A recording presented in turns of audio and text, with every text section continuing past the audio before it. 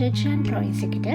මේ Zhejiang province කියලා කියන්නේ චීනයේ නැගෙනහිර පැත්තට වෙන පිහිටලා තියෙන province එකක්.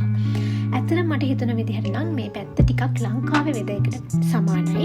ඒ වගේම අපි යන්නේ high speed train එකක. මේ train එකේ වේගය ඉන්ඩිකේට් කරලා තිබුණේ මට මතක විදිහට පැයට කිලෝමීටර් 340ක වගේ වේගයක්. ඔයගලන්ට පේනවා ඇති තාමත් මේ පැත්තේ ගස් කලන හරිම ලස්සනට කොළ පාටට තියෙනවා. නමුත් අපේ ඉන්න බීජින් වල මේ වෙද්දී සම්පූර්ණයෙන්ම ගස්වල කොළ හැලෙලා වින්ට් එකට ලෑස්ති වෙන ගමන් තමයි තියෙන්නේ. ඉතින් මේ පැත්ත ගැන ගත්තොත් එහෙම මේක හරිම චීනයට වැදගත් පැත්තක්. මොකද වෙනදාම් පැත්ත අතින් ගත්තත් මේක සංස්කෘතිය පැත්තෙන් ගත්තත් හරිම වැදගත් පැත්තක්. හේතුව ඇවිල්ලා ඔයගොල්ලෝ දන්නවා ඇති අලිබාබා වගේ කම්පැනිස් පවා ඔරිජින් එක තියෙන්නේ මේ පළාතේ. ඊට අමතරව මේ පැත්තේ කල්චරල් පැත්තෙන් වටින ගොඩාක් දේවල් තියෙනවා. ඒ හැම දෙයකටමත් වඩා මේ ඒරියා එක හරිම යුනික් ඒගොල්ලන්ගේ ඔතෙන්ටික් කල්චර් එක පෙන්වන්න පුළුවන් ලස්සන විදිහට ඒගොල්ලෝ ඕගනයිස් කරලා තියෙනවා. ඇත්තටම මම මේ පැත්තට ගියේ වර්ල්ඩ් ඉන්ටර්නෙට් කොන්ෆරන්ස් එකට සහභාගී වෙන්න.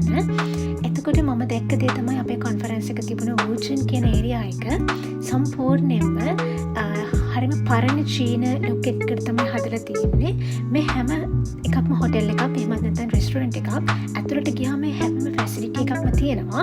නමුත් එළියෙන් ගත්තාන් පස්සේ මේ ඕල්ඩ් ඔතෙන්ටික් ලුක් එක හැම තැනම වගේ තියෙනවා. මම හිතන්නේ ඒක ඒගොල්ලෝ සාර්ථක විදිහට ජයග්‍රහණය කරලා තියෙනවා. මොකද ඒ ලුක් එක අපිට ගියාට පස්සේ සහ අපිට ෆීල් වෙනවා අපි ඉන්නේ මේ පරණ චීනයේ හැඟීමක්.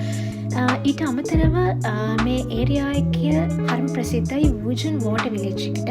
වූජන් කියලා කියවහම ඉතින් හැමෝටම මතක් වෙන්නේ මේ වෝටර් විලේජ් එක.